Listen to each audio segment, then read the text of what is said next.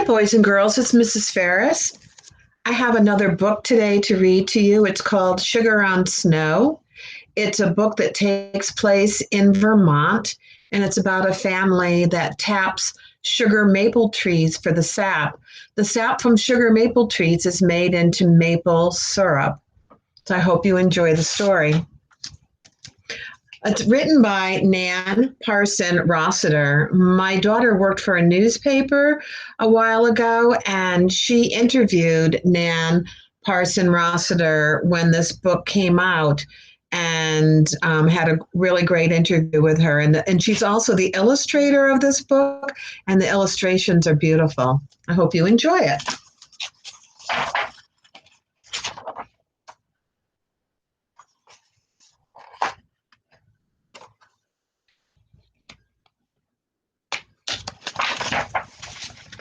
Seth and Ethan raced back to the house after finishing their chores. The March evening was chilly, but the wind didn't have the icy sting of winter. For the first time that year, it carried just a hint of spring. Seth reached the door first and burst into the kitchen. His younger brother was right behind him. "Mom," yelled Seth, "the sap's really running. Tomorrow's the day." "Do you think so too, Mom?" asked Ethan. "Will we make syrup tomorrow?" "Looks like we might," Mom answered as she set the table for dinner. "The buckets were pretty full when your dad and I did a gathering run this morning. If this weather holds, we'll do another one tomorrow and start boiling."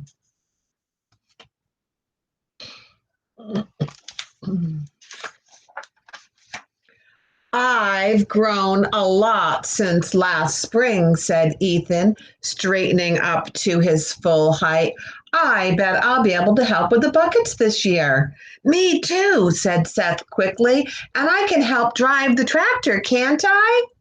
"We'll see," Mom answered, "but there'll be lots to help with, especially the tasting." The boys grinned at each other and Mom laughed. "Go wash up for dinner. If you're going to help with anything, you need to keep up your strength." They were almost too excited to eat. Ethan finished first and went to the window to peer at the distant maple trees. For once, the boys didn't need to be reminded that it was to get to bed on time. "We'll have to get up early tomorrow," Seth said. "Anyway, the sooner we fall asleep, the sooner it'll be morning." He lay in bed listening to Ethan's soft breathing. Morning seemed very far away. He had waited so long to be old enough to steer the tractor. "Please let tomorrow be the day," he wished, squeezing his eyes shut and crossing his fingers.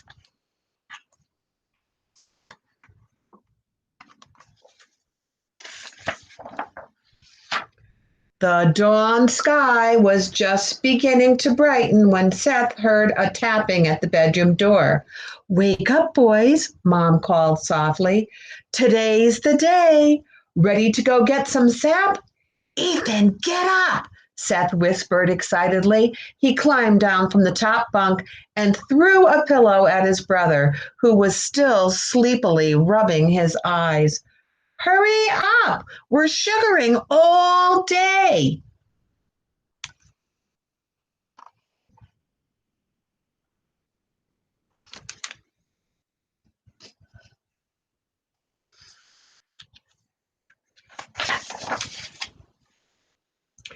Outside the window, the melting snow dripped rhythmically. The boys pulled on jeans and sweaters, and they bumped down the stairs to find Mom in the kitchen filling thermoses with coffee and hot chocolate. She spooned steaming oatmeal into bowls. "Where's Dad?" Seth asked. "He's getting the tractor ready." "Let's go," said Ethan. He and Seth headed toward the mudroom door. "Whoa! Food first," Mom said. "There'll be plenty of work waiting for us after breakfast." The boys ate so fast that they barely tasted the food. As soon as they were done, they bolted for their jackets and boots and ran outside. I think they were in a hurry to get there.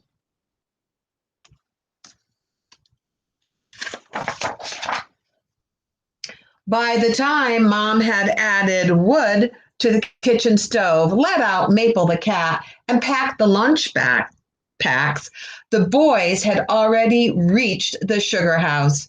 The old green and yellow tractor rumbled and hummed nearby. Dad checked the big metal holding tank strapped onto the trailer behind it. "Here comes my crew," he called when he saw the boys. "Who's riding with me?" Ethan looked eagerly at Dad and then at Seth. "Come on, guys, there's room for both of you." Seth and Ethan both gave a hoot of joy and they scrambled up onto Dad's lap. "Everybody ready?" Dad called. "Ready." The family's black lab, Chloe, barked and raced around excitedly as Dad put the tractor in gear and headed for the sugar bush, a big grove of maple trees about a quarter of a mile across the field. Mom followed close behind in the path cut through the snow by the tractor. "Look," she called, pointing to a tree branch overhead, "the first robin of the season." Robins are supposed to be a sign that spring is coming, especially in really cold places like Vermont. When they reached the road, they ran through the sugar bush. Dad slowed the tractor to a crawl and he lifted Ethan down. "What do you think, Seth?" Dad asked. "Are you ready to steer?" "Yes," cried Seth. He paid close attention as Dad showed him how to work the gears. Seth grinned as he settled into the high tractor seat. The whole world looked much different from up there, and he loved the way the engine rumbled quietly under him. At least one metal bucket hung from every sugar maple in the grove. "When did you tap the trees, Dad?" asked Seth, keeping his eyes on the road. "3 days ago, after we had those 2 warm days in a row. Nice days like that, with freezing cold nights in between, are just what maples need to get their sap rising," answered Dad. "Why do we always say sap's rising when it's really dripping down out of the trees?" asked Ethan. "The warm weather wakes up the sap in the tree's roots and it makes it rise up to the branches," explained Dad as they walked alongside the tractor. "Then, when it's cold at night, it seeps back to the roots."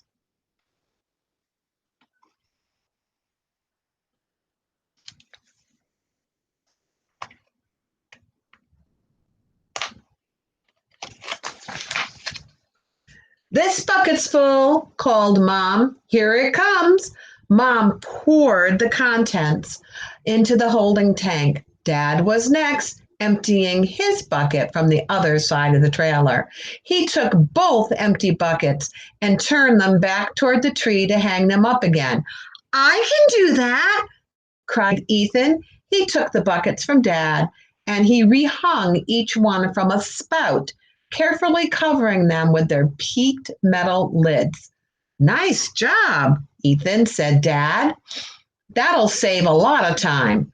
Filling the tank was slow work since most of the trees were well off the road. Seth stopped and started the tractor often. When he reached the end of a row, he climbed down to help with the buckets while Dad guided the tractor to the next section of trees. Little by little, the sap level in the tank began to rise. "It's more than half full," Dad said, finally peering into the tank. "How about a lunch break?" "I'm starving," said Seth. "Me too," said Ethan. "I wish we had some syrup right now." "Well, we'll have to wait a little longer for the syrup," said Mom. "Let's see if we can get by on sandwiches."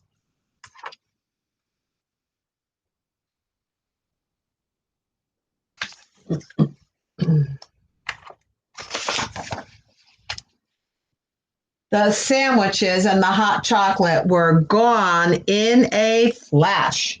Another 5 minutes, said Dad, and it's back to work. I'm going to get the fire started in the sugar house, said Mom.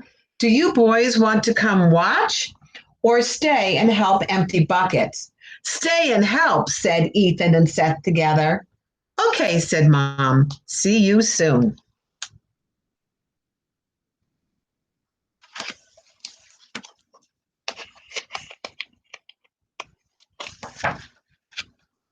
Seth turned off the tractor and climbed down beside the trailer. The snow crunched under his feet. I can bring the buckets over, he suggested, especially the ones that aren't so full. Let me empty them, called Ethan. We'll give it a try, Dad said. Seth chose a bucket and handed it up to his brother. Ethan slowly tipped the bucket and poured the sap into the tank. And I can hang it back up, said Seth, taking the empty bucket from Ethan. You're quite a team, said Dad. We'll have a full tank of sap ready to boil before you know it.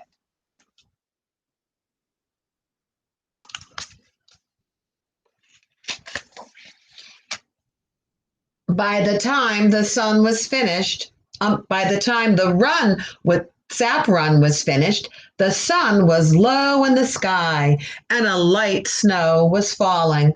Chloe led the way, though she looked weary from a busy day of chasing rabbits and squirrels. I know how she feels, said Seth as the tractor chugged toward home. He knew that someday he would be the one to steer the tractor to and from the sugar bush. But tonight, he was perfectly happy to leave the driving to Dad.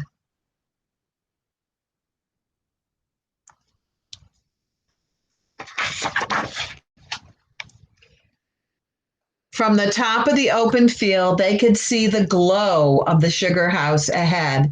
When they reached it, Dad stopped the tractor and the boys hopped down. We did it, guys, Dad said. Give me 5. Ethan and Seth laughed and they smacked Dad's hand. I'm going to start boiling the sap, said Dad. Why don't you two go inside and help your mother with supper? This time, Ethan and Seth made no move to follow him. They were both hungry and their arms ached from lifting the heavy buckets.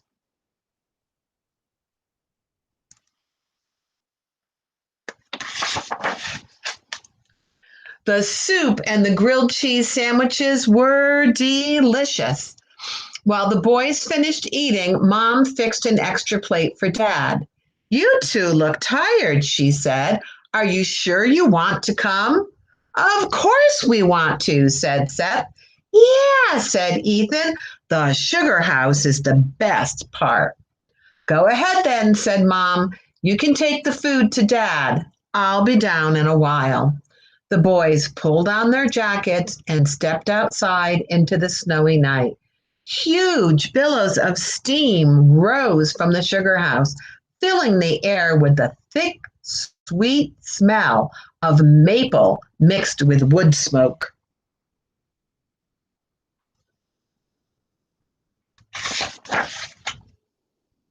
Inside, Dad was busy measuring the temperature of the sap boiling in the big evaporator pans.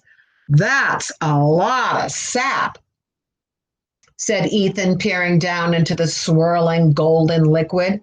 It takes a lot of sap to make a little syrup, said Dad. Sap is mostly water, you know. Syrup is what's left after most of the water boils off. 40 gallons of sap will make just 1 gallon of syrup, of maple syrup. Before stopping to eat supper, Dad strained the last bucket of sap so that no stray leaves or twigs would get into the boiler. Here's the boiler, boiling down all the water out of the sap to make maple syrup. And here they are straining it so no leaves or twigs get into the syrup.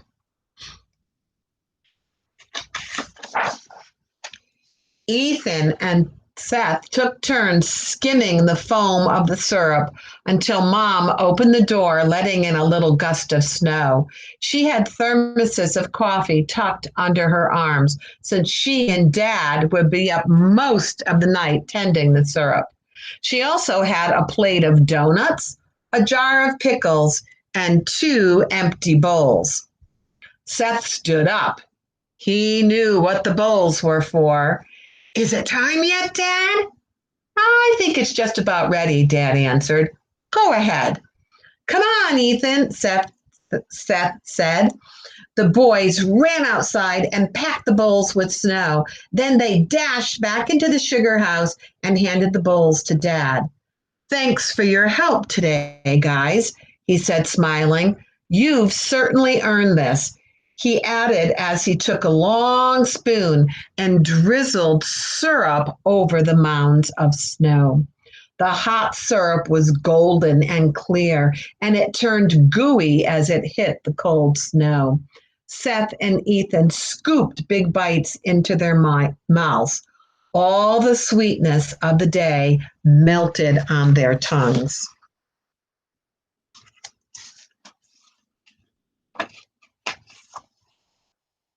So that's the story of sugar on snow. I don't know if you've ever done that, put maple syrup on snow, fresh fallen snow. It's supposed to be the best. And one of the reasons why maple syrup is so expensive when you buy it in the store is because it takes 40 gallons of sap to make just 1 gallon of maple syrup. And if you don't have the right type of weather or if it doesn't get warm enough, sometimes the sap doesn't run as quite as well as it should. And so some seasons we don't get as much maple syrup as others. So there is an afterword here, and it's a little bit of background on maple syrup and how it came about. And it says that legend has it that on an early spring day, while there was still snow on the ground, a Native American chief struck a tree with his axe, but he was called away to do something before he could finish chopping that tree down. No one noticed that a clear liquid began to drip from the gash in the bark. Earlier that day, the chief's wife had left a wooden bowl at the base of that tree, and gradually the bowl began to fill with a watery substance. When the chief's wife was ready to start the evening meal, she picked up the bowl and was surprised to see that it already was full of water. So she took that water and poured it over the meat that she was cooking. That evening, her family, and she let that water and meat simmer for a few hours. That evening, her family repeatedly complimented her cooking. They all wanted to know what she had done differently. She was puzzled because she hadn't changed her recipe one bit. It was not until the next day that she noticed the clear substance dripping from the tree. And she realized that she had cooked not with water, but with tree sap. Out of curiosity, women in the tribe tried cooking the sap of other trees, but discovered that it was only the sap of the maple tree that, when it was cooked down, formed such a flavorful substance. The gathering and distilling of maple sap has changed considerably since Native Americans first began to use it in their cooking. For many decades, people in the northeastern United States, and that's Connecticut, New Hampshire, Vermont, Massachusetts, Maine, and Rhode Island. So people in our part of the United States have been collecting sap. For years, they used to collect it in buckets like those shown in this book. Some farms still do it this way, but most consider the method very time consuming and old fashioned. So modern farms use plastic tubing that runs from tree to tree and carries the sap directly to the sugar house. The tubing isn't as picturesque, it doesn't look as nice as buckets hanging on the tree, but it certainly makes the job easier collecting maple syrup. There's one New England tradition that remains unchanged, however. When enjoying sugar on snow, don't forget the homemade donuts and sour pickles. And that was in the story, donuts and sour pickles. I never heard of that before, and I don't know if donuts and sour pickles really go together with maple syrup, but somebody decided it did. So if you're ever traveling in March is when maple sugaring takes place, when they tap the trees. If you're ever traveling in Vermont or New Hampshire, especially if you go by a road and you see tubing, it's like clear tubing in the trees. Those are maple trees, and those are trees that have been tapped for their maple syrup. So I hope you enjoyed Sugar on Snow. And hopefully next winter, when we have some fresh fallen snow, you'll be able to take some maple syrup and pour it on that snow and see if you like sugar on snow as well. Have a great afternoon.